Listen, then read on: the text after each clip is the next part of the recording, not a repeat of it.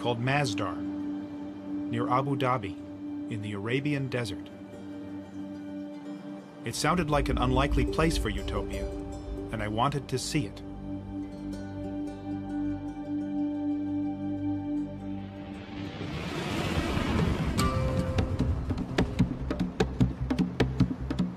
The last half century has been a pretty bad time for the making of cities, mostly. The natural tendency has been to accommodate to the automobile more than anything else. Try walking around Abu Dhabi. It's impossible. You have to take a car everywhere. Dubai, the same thing. They are among the least pedestrian-friendly places in the world. They are not green by any other measure either. And these are not easy things to fix. Masdar is still under construction, and it doesn't look like much from the highway. But they claim it's going to redefine the way cities are designed, built, and powered. Masdar City in Abu Dhabi will be the city of the future and the role model for the world. Once you see what they've envisioned for this utopian city, it's very impressive. It's carbon neutral, pedestrian friendly, and powered by renewable energies. But I do notice we're going to have to change our relationship with cars. Welcome to Masdar City. أهلا بكم في مدينة مصدر. We are driving in the bowels of Masdar City in an electric transportation system. It's slightly unnerving to sit in this for the first time. And where are we going? The first big move the architects at Foster & Partners made was to put all transportation underneath the city, leaving the streets of Masdar totally free of cars. The place reminded me of a medieval city, and actually, many design elements are adapted from ancient Arabic towns and villages. It's all about looking back into history to move forward. There's some very, very simple ideas that have a huge impact. This is a pedestrian zone, there's no cars here. This has enabled us to push our streets together to take the advantage of the shade, channel the cooling breezes through. The whole scale here is based on the human being, it's not based on the motor car. As soon as you lift up the pedestrian plane by 7 meters, you've suddenly captured this breeze. What you can see here in the balcony is we've got a modern interpretation of an ancient Arabic screen. What we must avoid is direct sunlight hitting any piece of glass. As soon as the sun hits the glass, the heat's transferred into the building and we have to use more energy to cool it down. Can this really make all that much of a difference? Yeah, absolutely. For example, downtown Abu Dhabi, 60-meter wide streets, black asphalt, mirrored, reflective buildings, no relief from the sun. On a day in September, the air temperature in both places was 39 degrees. In Abu Dhabi, the temperature measured at the asphalt was 57 degrees. In Masdar, the temperature measured on the ground 33 degrees, so we've actually lowered the air temperature. We're trying to do as much as possible with as little as possible. These simple design moves cut air conditioning needs by 60%. But this place is also technically very sophisticated. The roof panels not only provide shade, they also generate electricity. And the walls themselves are made of glass-reinforced concrete, literally sand taken from the desert. Everything here is geared towards maximizing energy efficiency. Masdar does represent a whole different value system.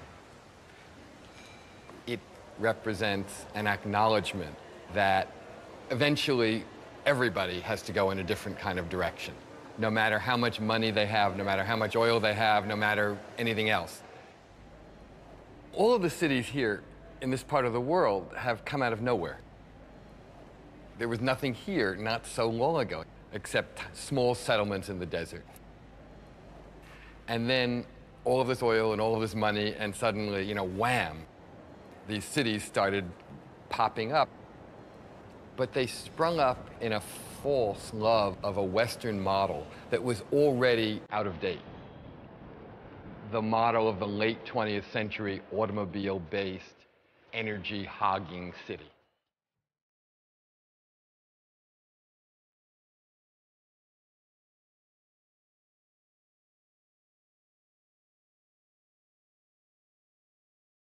For most of the world, energy is very expensive.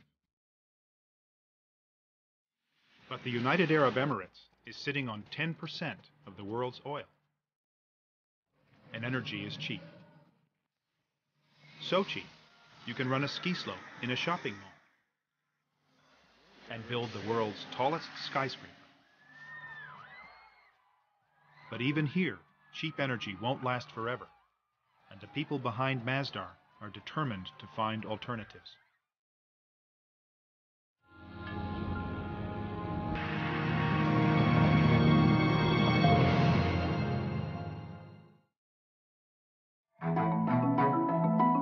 One of the most crucial aspects of our energy modelling and scenario quantification is how much energy in total is the world going to use in 2050.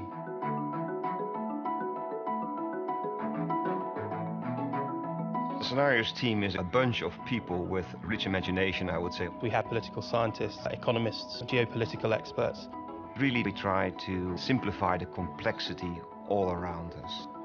We in the scenarios team are currently putting a lot of attention into cities and city development.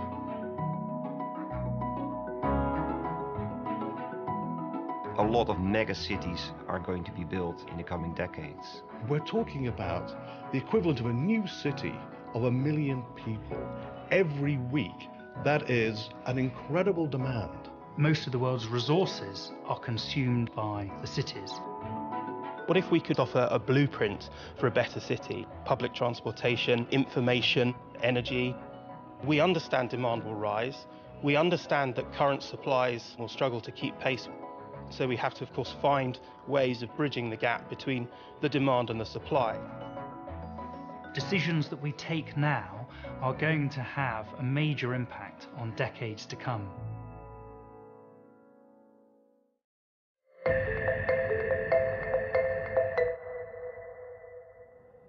There's enough oil under these sands to last 150 years.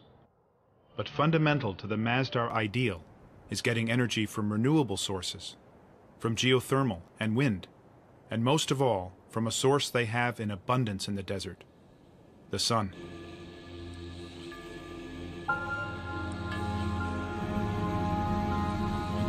This field of solar panels makes more than enough electricity to run Masdar, and the excess power is sent to the Abu Dhabi grid.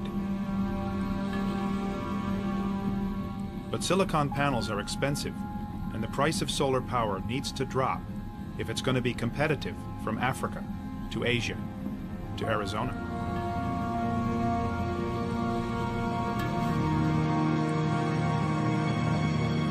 In the future, Masdar hopes to get energy from this prototype called the Solar Beam Down.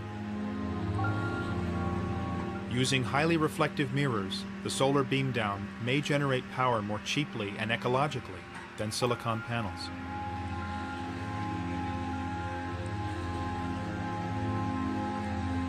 The mirrors bounce the sun's rays up to the tower and then down to a point. Reaching a temperature of 600 degrees, steam can be generated to run turbines to make electricity. There's just one problem. Neither of these solar technologies work at night.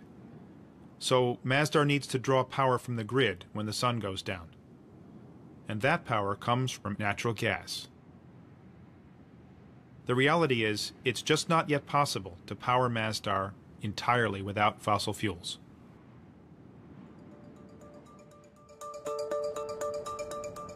The great challenge with Masdar will be, how do you make it a place that will not be just this ideal city that no other place could actually aspire to because it doesn't seem real?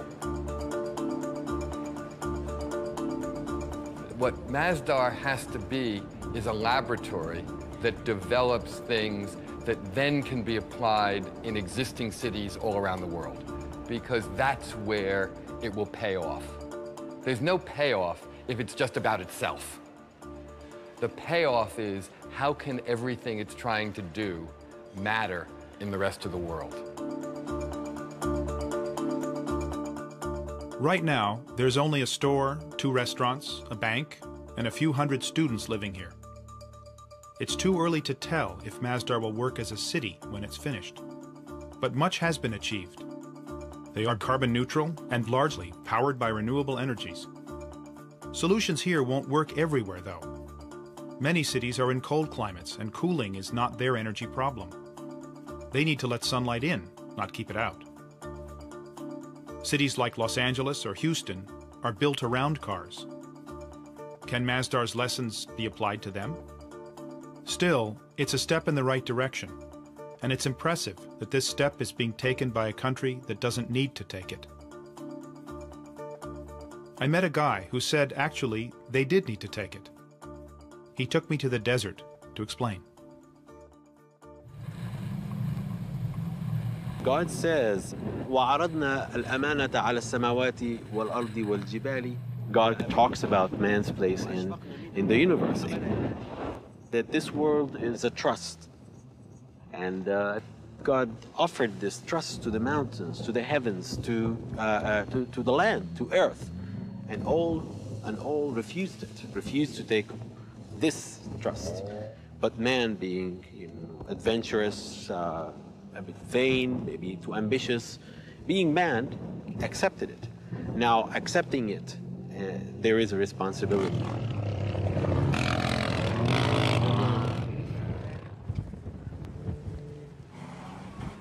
Taking responsibility isn't always easy.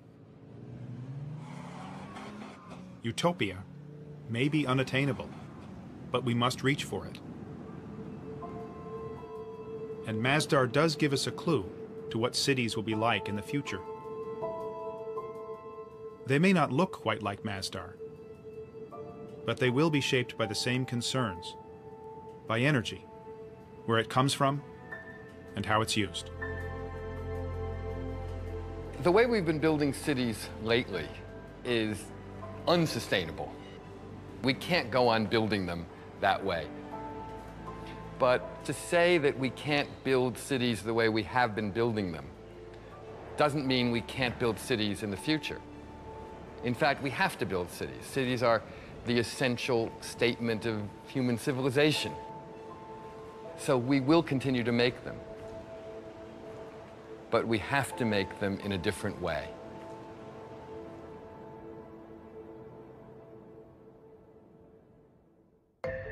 What we've seen is that the world of 2050 won't look drastically different from the world today. But the challenges of a growing population and increased energy use demand real solutions. It's innovations like those we've just seen that will be critical in charting our path to the world of 2050.